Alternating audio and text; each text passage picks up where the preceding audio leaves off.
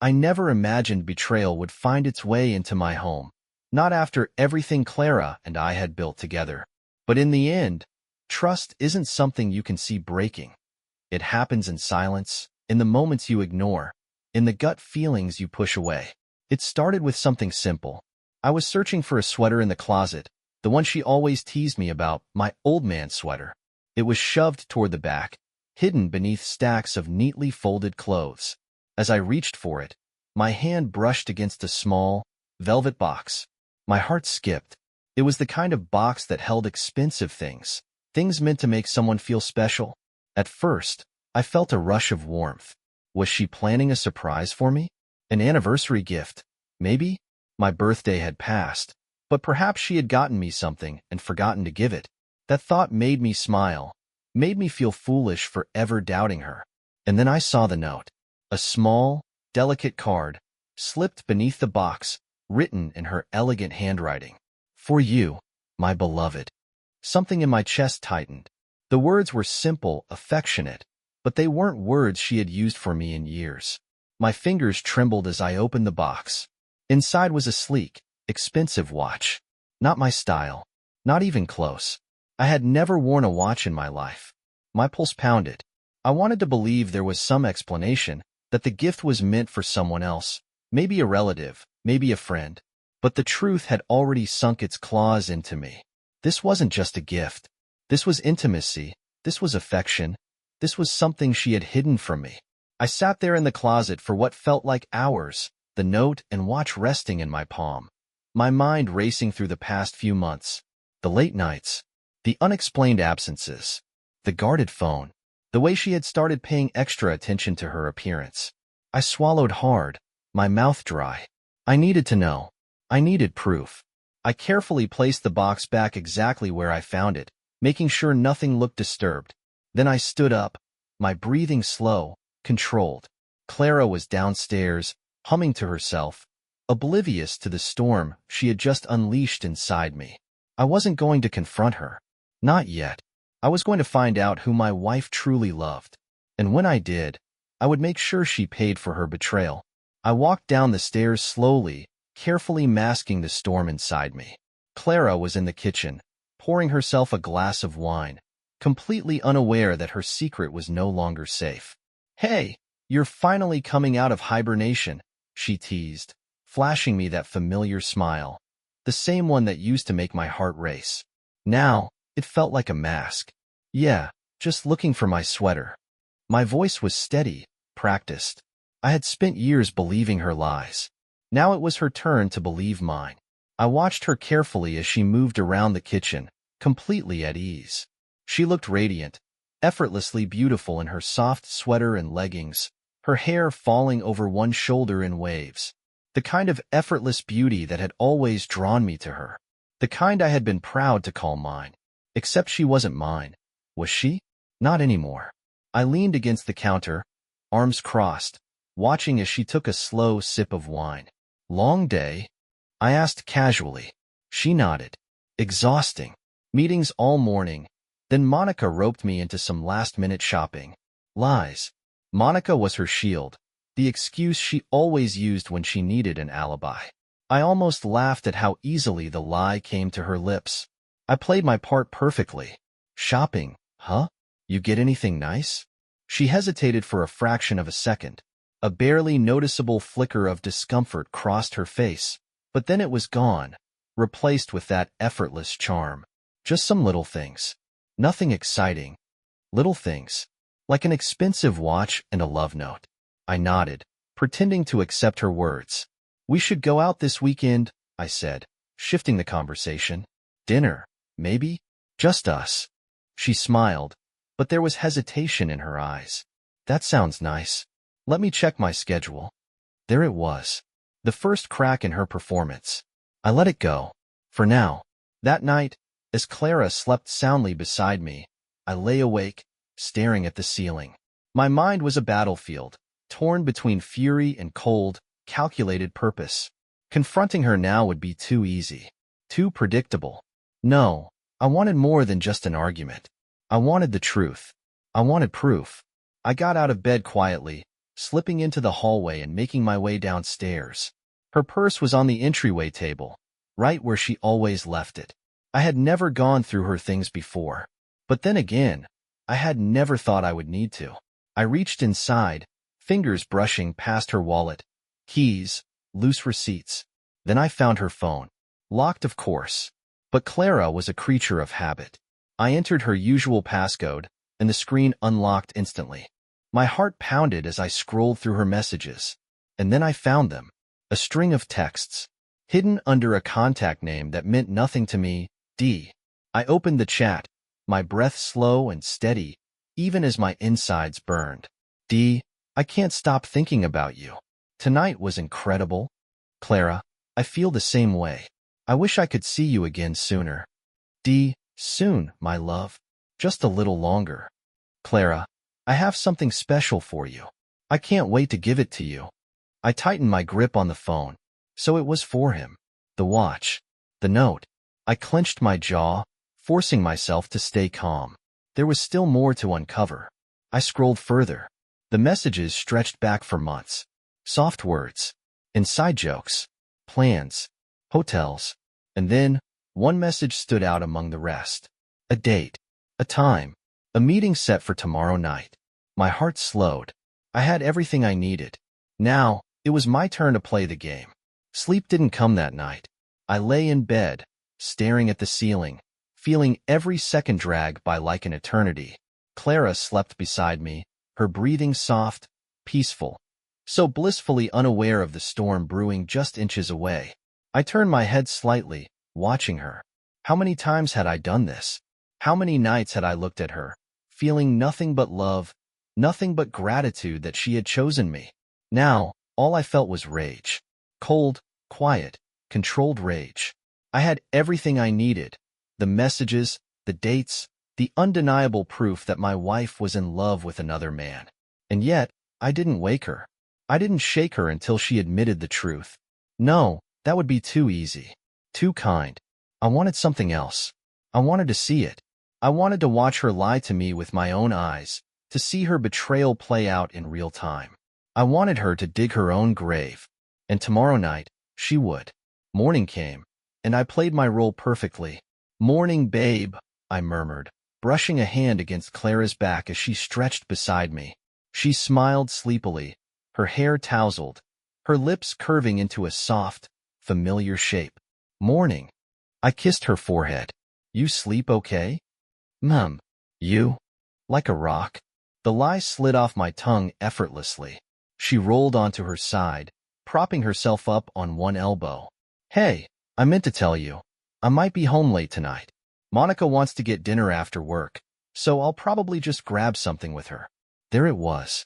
A perfectly wrapped lie, handed to me like a gift. I smiled, nodding as if I believed her. Sounds good. I might work late myself. Oh. She tilted her head. Everything okay? Yeah, just a few deadlines to catch up on. Another lie. If she noticed anything off about me, she didn't let it show. She kissed me lightly, then slid out of bed, humming as she walked into the bathroom. The sound of the shower filled the room, and I let my smile fade. Tonight, Clara would think she was meeting him. Instead, she would be meeting me. I spent the day preparing, not just mentally, but physically. I called out of work, telling them I had food poisoning. That gave me all the time I needed to get things in place. I started with her phone. I knew the meeting place. The text had given it away. Some small, intimate restaurant across town. The kind of place meant for whispered conversations and stolen moments. I didn't want to just watch from afar. I wanted to be inside. So, I did what any betrayed husband with nothing left to lose would do. I made a reservation. Not under my name, of course. I wasn't stupid. Instead, I created a fake account, called the restaurant, and booked a private table for two, right next to where Clara and her lover would be sitting. Next, I focused on my appearance. I wasn't going to storm in, make a scene, throw a drink in her face. No, I was going to blend in. A sharp suit, a fresh shave, a scent she wouldn't recognize. I would be unnoticeable, just another man having dinner, close enough to hear every word, every whispered promise, every declaration of love that should have belonged to me. By evening, I was ready. Clara left at exactly 6:30, dressed in a soft, wine-colored dress that I had always loved on her. She kissed my cheek before she walked out the door, telling me she'd be home late. I smiled. Have fun. I arrived at the restaurant before she did. The hostess led me to my table, one with the perfect vantage point. I could see nearly everything: the entrance, the bar, and, most importantly, the reserved table for two just a few feet away. I ordered a drink, sat back, waited, and then she walked in. I had prepared myself for this moment, but nothing could have truly braced me for the sight of my wife lighting up at the sight of another man. She looked radiant, happy, excited. I watched as she scanned the restaurant, searching for him. And then, there he was. Tall, well-dressed, a charming smile that had probably won her over weeks, maybe months, ago. He stood when he saw her, pulling her into a tight embrace, pressing a lingering kiss to her cheek. I gripped my glass a little harder. They sat, ordered wine, talked in soft, intimate tones, and I sat there, unnoticed, listening. "I missed you," she whispered. "I missed you too." A soft laugh, a touch of her hand, the kind of warmth she hadn't shown me in months. I clenched my jaw, forcing myself to stay calm, to wait. Then, she reached into her purse and pulled out a small velvet box. My heart stopped. She placed it on the table, sliding it toward him with a coy smile. "I got this for you," she said softly. "For my beloved." The words from the note, the very same ones. My stomach twisted, but I didn't move. Not yet. The man, D, grinned, opening the box, his eyes lighting up at the watch inside. "Clara, you shouldn't have." "I wanted to." She reached across the table, brushing her fingers against his wrist. "You deserve it." I took a slow sip of my drink, my mind settling into a single, unshakable decision. Clara had played her part perfectly. Now, it was time for me to play mine. The moment the waiters stepped away from their table, I made my move. I stood up, adjusting my jacket, then walked toward them with measured, deliberate steps. Clara didn't see me at first. Neither did Dee. Not until I stopped directly beside their table. I let the silence hang for a moment, let them feel the weight of my presence before I spoke. "That's a beautiful watch," I said, my voice smooth, even. "Mind if I see it?" Clara's head snapped up, her eyes going wide as she finally saw me. Saw the truth. Saw the end. Her breath caught in her throat. "Wah." I ignored her, extending a hand toward Dee. He hesitated, clearly thrown off by my sudden presence. I smiled. Cold, controlled, dangerous. "Come on," I murmured. "It's not like you have anything to hide." Clara's face went pale, and just like that, the game was over. The moment stretched like an eternity. Clara sat frozen, her breath caught between a gasp and a plea. Across from her, Dee, her beloved, shifted in his seat, clearly unsettled. I let my smile linger, my hand still outstretched. "The watch," I repeated, my voice smooth, almost amused. "I'd like to see it." He hesitated. His eyes darted to Clara, who was now gripping the table as if it might somehow anchor her back to reality. Dee wasn't an idiot. He could sense something was off, but he didn't know just how wrong this moment had gone for him. I don't think." "Come on," I interrupted, my voice carrying a touch more insistence now. "It's a gift, isn't it? From someone who cares about you? If it's really meant for you, then what's the harm?" Silence. A thick, unbearable silence. I could almost hear Clara's heartbeat pounding in her chest. Dee swallowed hard. Then, hesitantly, he slid the velvet box toward me. I reached down, picking it up with the same careful touch one might use to handle something fragile. I opened it. There it was. The watch. The proof. Turning it over in my palm, I saw the engraving on the back. "For you, my beloved. Forever." A low chuckle slipped from my lips. Forever. That was rich. I snapped the box shut and placed it back on the table. "Beautiful craftsmanship," I mused. "You must mean a lot to her." Dee's discomfort deepened. His fingers twitched against the tablecloth, as though debating whether to grab the box and run. Clara, meanwhile, looked like she might be sick. I don't know who you are, Dee said carefully, his voice strained, but I think maybe you should leave. That made me smile. Finally, I turned my attention fully to Clara. She wasn't looking at me. She was staring down at her lap, her hands clenched so tightly her knuckles had turned white. Go ahead, Clara, I said softly. Tell him who I am. She flinched, just slightly. Then, ever so slowly, she lifted her gaze to meet mine. And in that moment, I saw everything. Regret, terror, a desperate plea for this to not be happening. But it was. It's not what you think, she whispered. I laughed, a quiet, mirthless sound. Not what I think, I echoed. Clara, I read your messages. I found the watch. I know. Dee's chair scraped against the floor as he shifted uncomfortably. Wait, he looked between us. You're her husband? Clara closed her eyes. She didn't even try to deny it. I gave a slow nod. That's right. Husband. The man she promised forever to. I let the words settle between us. But you knew that already, didn't you? Dee paled.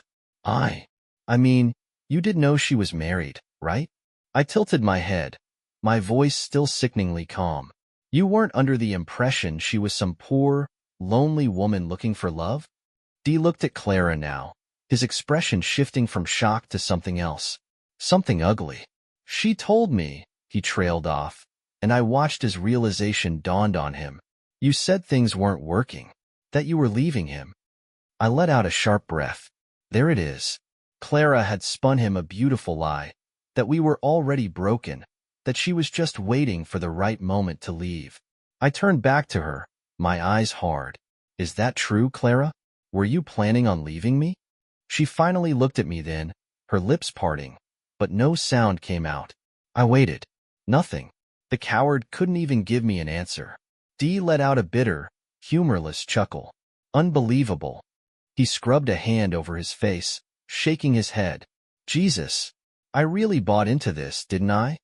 She loves you, though, I said, my tone light, playful. I mean, look at this watch. For you, my beloved. Forever. That's commitment. I reached for my drink, taking a slow sip, savoring the sheer hell I was putting them through. Dee stared at Clara like she was a stranger. How long? He asked flatly. Her throat bobbed. A few months, she admitted. I scoffed. 6 months. Her eyes snapped to mine, wide with alarm.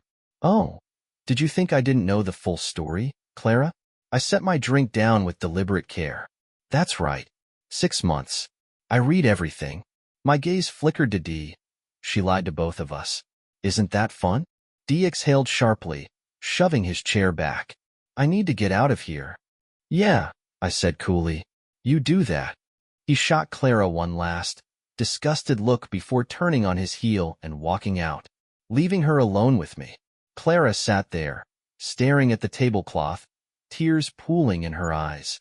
I watched her, studied her. I wanted to feel something, vindication, satisfaction, relief, but all I felt was a cold, empty nothingness. What now? She finally whispered. A good question.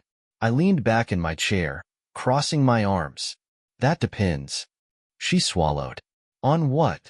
I tilted my head. On how cruel I decide to be. Her breath hitched, her fingers trembling as they clutched the edge of the table. I could leave. Walk away. File for divorce and let her rot in her own misery. Or, I could make this hurt. I could burn her world down the way she had burned mine. I let the silence stretch, let her sit in her own suffocating fear. Then, finally, I pushed back my chair and stood. I'll see you at home, I said softly. She flinched at the words. Home. The place that had once been ours. Now, it was my battlefield. And the war was only just beginning. The drive home was quiet. Too quiet. Clara sat in the passenger seat, her hands twisted in her lap, her breathing shallow. She hadn't spoken since we left the restaurant. Neither had I.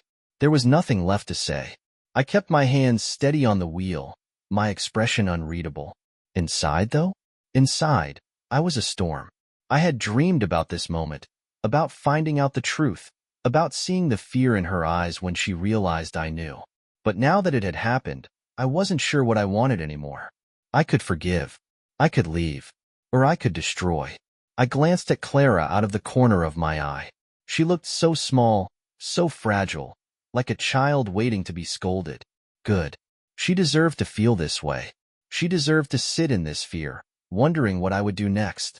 When we finally pulled into the driveway, she hesitated before reaching for the door handle. I didn't move. Neither did she. Then, softly, she whispered, "Are you going to say anything?" I let out a slow breath. "What do you want me to say, Clara?" She flinched. "I don't know, just something." I turned to face her, my expression cold. "You want me to yell? To scream? To ask why?" "I don't need to. I already know exactly who you are." Her face crumpled, but I didn't feel sorry for her. Not anymore. I stepped out of the car, slamming the door shut behind me. I didn't wait for her. Didn't hold the door open like I used to. I walked inside, leaving her to follow. When she did, she hovered near the entrance, hesitant. "Are you going to leave?" she asked, her voice barely above a whisper. I laughed, an empty, humorless sound. "You'd like that, wouldn't you?" She swallowed. "That's not." I turned sharply to face her, my voice cutting through the air like a knife. "No, Clara, I'm not leaving.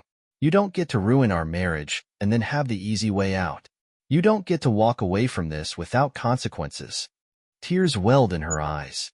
I held up a hand, stopping her. "Don't." She clamped her mouth shut. Good. She had spent months lying to me. Now, she could spend some time in silence. That night, I didn't sleep in our bedroom. I made a point of going into the guest room, shutting the door loudly enough for her to hear. She knocked once. Then again. "Can we talk?" I ignored her. I wanted her to feel alone. I wanted her to know that she had shattered everything. Eventually, she gave up. I heard her footsteps retreat, the sound of her door closing softly. I stared at the ceiling for hours, my mind running in endless circles. How had it come to this? We had been happy once, hadn't we? Or had I just been too blind to see the cracks forming long before this? I thought of her laughter at the restaurant, the way she had lit up at the sight of him. She had never looked at me that way, not in years. Maybe I had already lost her long before tonight. I closed my eyes. Sleep never came. The next morning, Clara was already in the kitchen when I walked in. She had made coffee. For a moment, it almost felt normal. She turned when she heard me, her hands gripping the edge of the counter. She looked exhausted, like she hadn't slept either.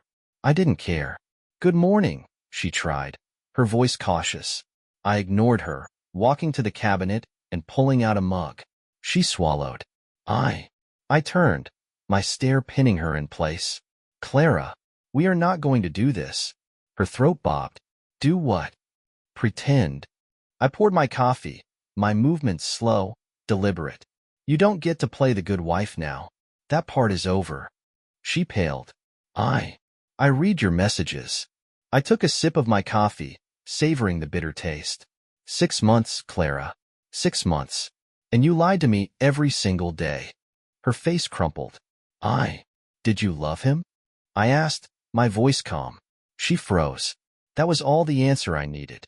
I let out a sharp breath, setting my mug down. "Of course you did." Tears spilled over her cheeks. "It wasn't like that." I scoffed.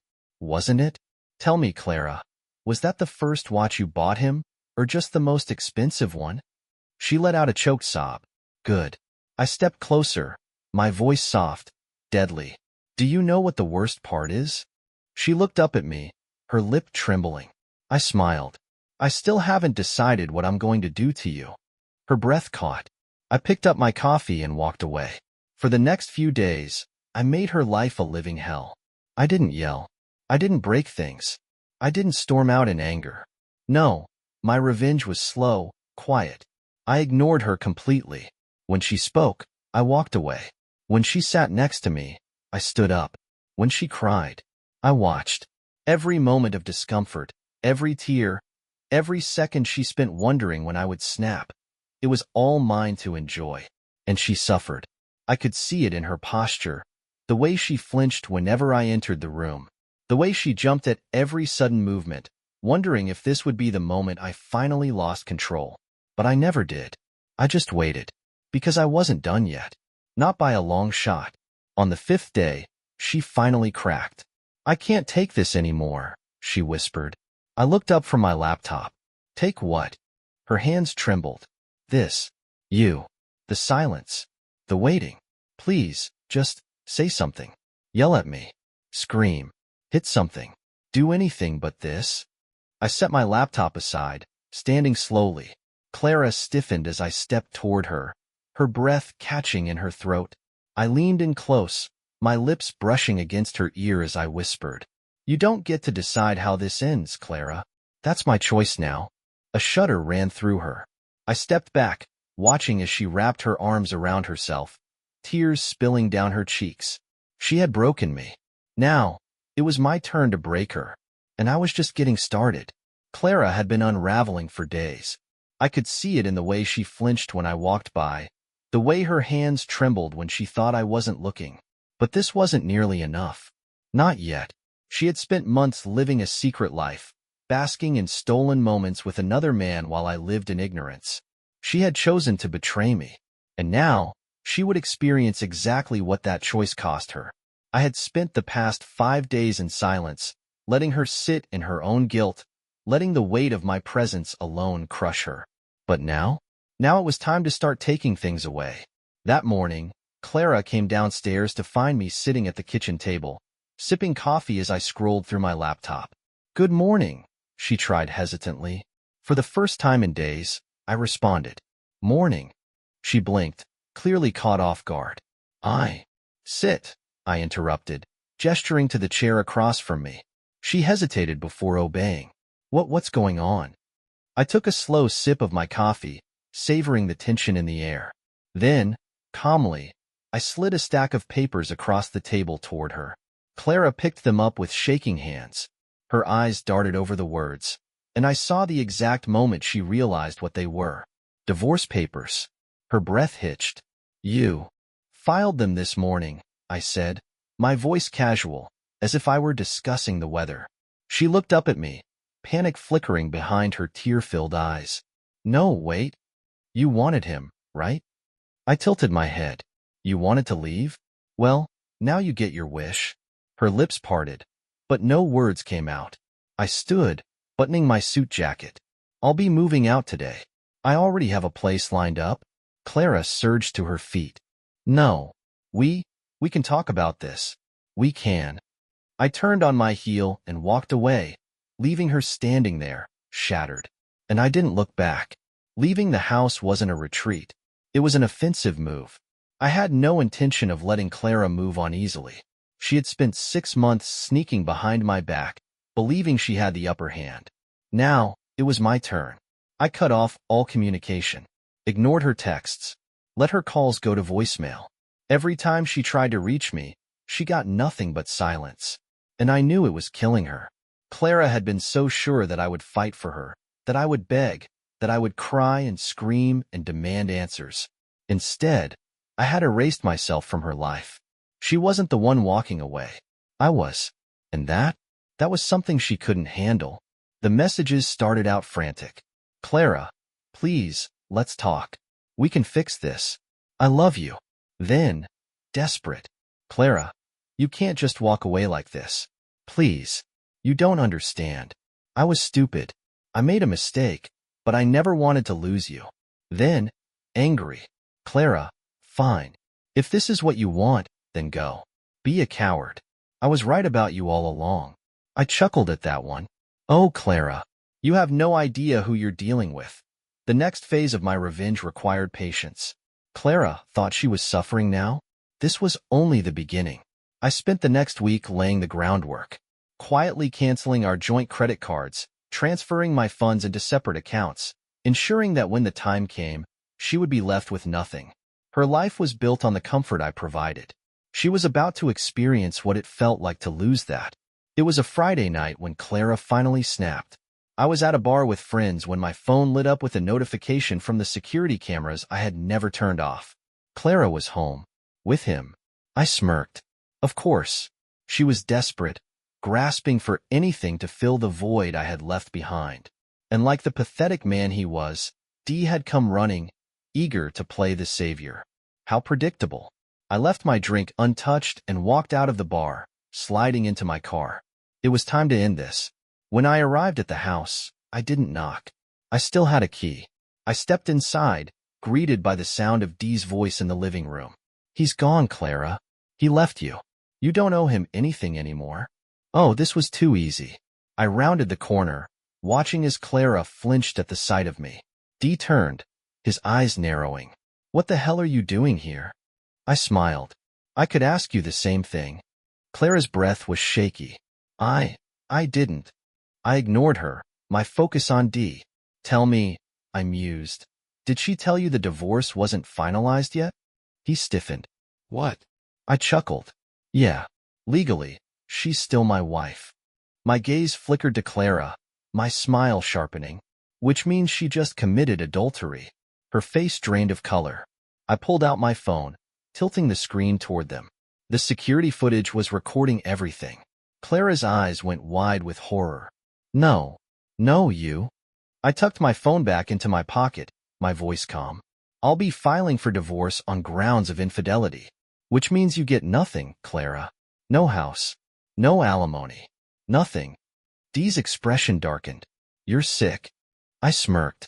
And you're a fool. Clara was trembling now. Please. I didn't mean for this to happen. I stepped forward, lowering my voice.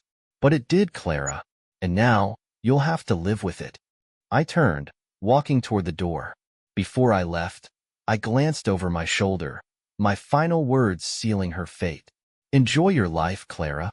Then, I walked out, and I never looked back. Clara tried to reach out for weeks. She begged. She pleaded.